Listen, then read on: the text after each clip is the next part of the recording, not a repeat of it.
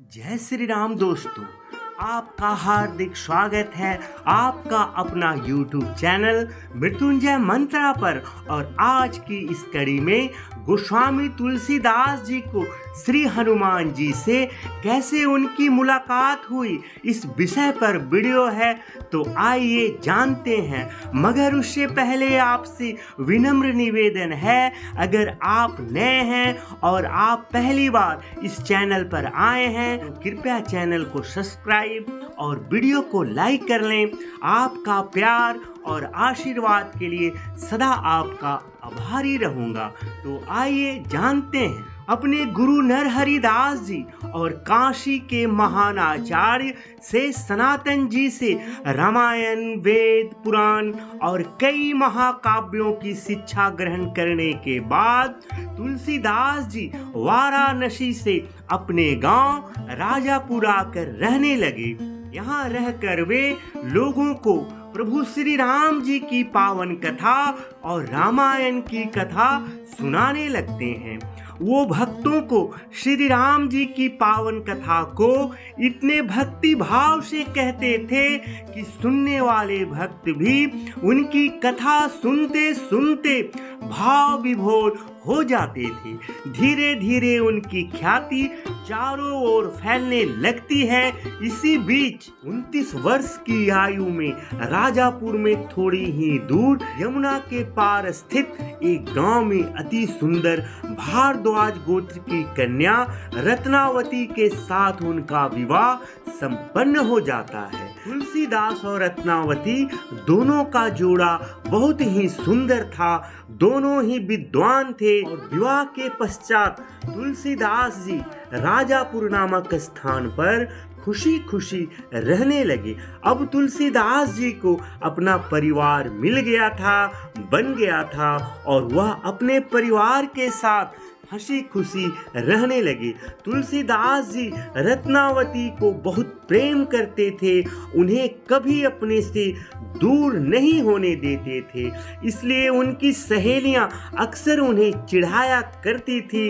एक दिन उनकी पत्नी अपनी सहेलियों से मिलकर आई तो वह बहुत गुस्से में थी।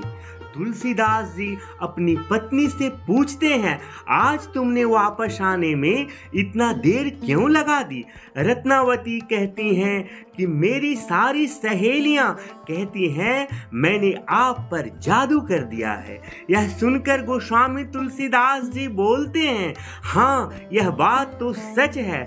आपको बता दूं, तुलसीदास जी और रत्नावती से इनको एक पुत्र भी हुआ था जिनका नाम तारक था। लेकिन किसी कारणवश बहुत ही कम उम्र में तारक की मृत्यु सैन्यावस्था में हो गई थी। पुत्र के देहांत के बाद तुलसीदास जी का लगाव अपनी पत्नी से और ज्यादा बढ़ गया था, क्योंकि वह नहीं चाहते थे कि पुत्र के वियोग में रत्नावती दुखी रहे और तुलसीदास जी किसी भी हालत में अपनी पत्नी से अलगाव सहन नहीं कर सकते थे।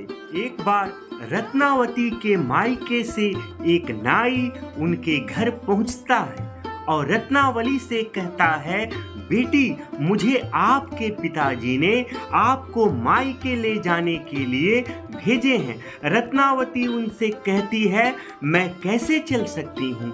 इस समय मेरे पति बाहर गए हुए हैं और वह 2-3 दिनों के बाद ही लौटेंगे। तब नाई उनसे कहते हैं, बेटी कल भाई दूज का पर्व है, इस मौके पर आपकी कमी सबको खलेगी। यह बात सुनकर रत्नावती अपने मायके जाने के लिए तैयार हो जाती हैं। लेकिन जाने से पहले रत्नावती तुलसीदास जी के लिए एक खत लिखकर वहां छोड़ देती हैं। 2-3 दिनों के बाद जब तुलसीदास वापस घर लौटते हैं तो रत्नावती को घर में ना देखकर परेशान हो जाते हैं। तभी तुलसीदास की नजर रत्नावती के खत पर पड़ता है, जिसे देखकर तुलसीदास सोचने लगते हैं कि रत्नावती ने खत लिखा है कि वह शीघ्र लौटेंगी, लेकिन मैं उसके लौटने की प्रतीक्षा कैसे करूं? तुलसीदास के लिए उनका वियोग असहनीय हो गया था।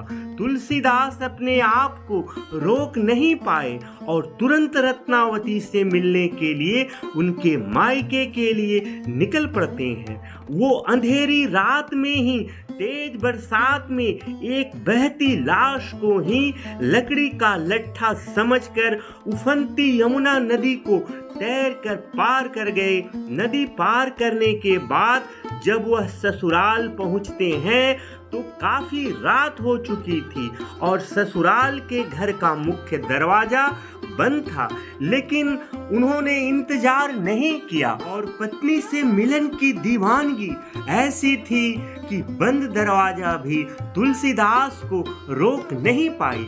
तुलसीदास अपने ससुराल में अपनी पत्नी के कक्ष में प्रवेश करने के लिए दीवार फाड़ने का प्रयास कर रहे थे। तभी उन्होंने खिड़की से एक रस्सी लटकी हुई देखी और तुलसीदास उसको ही पकड़कर दीवार पार कर गए। तुलसीदास ने जिसको रस्सी समझा था, दरअसल वह एक सांप था जिसकी जानकारी उनको बाद में हुई।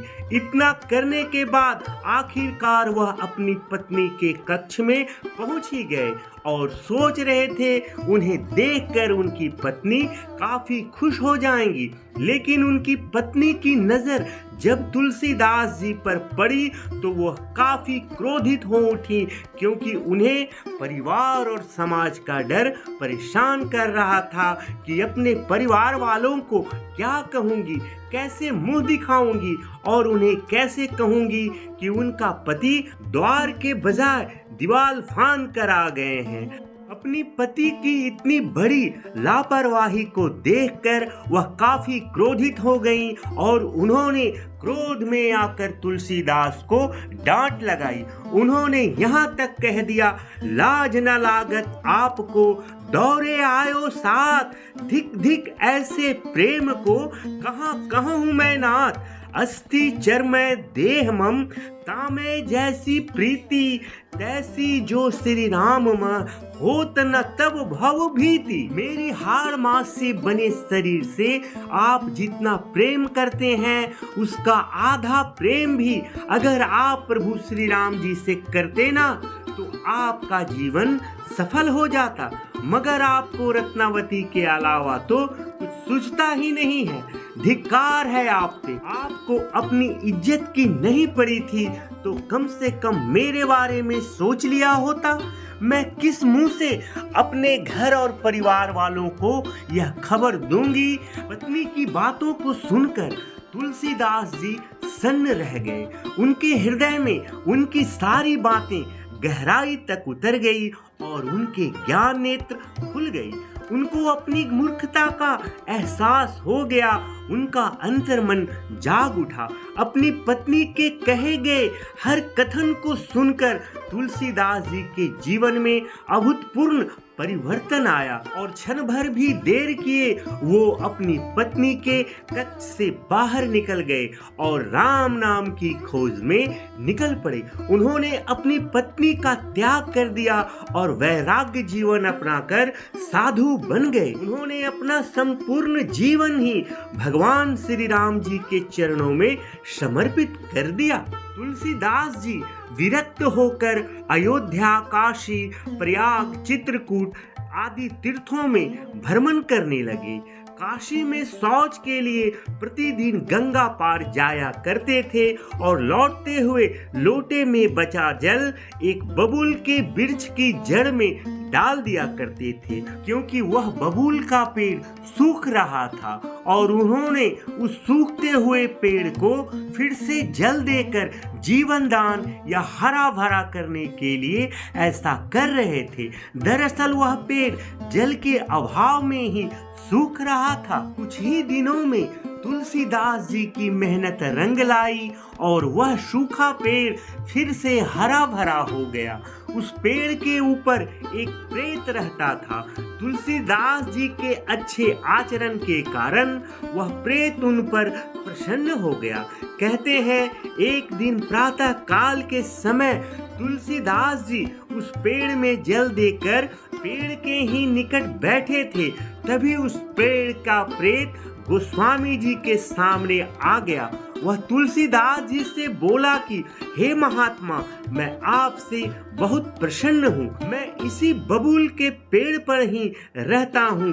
पानी के अभाव में लगभग यह पेड़ खत्म होने वाला था, लेकिन आपकी देखभाल से इसने फिर से जीवन पा लिया है।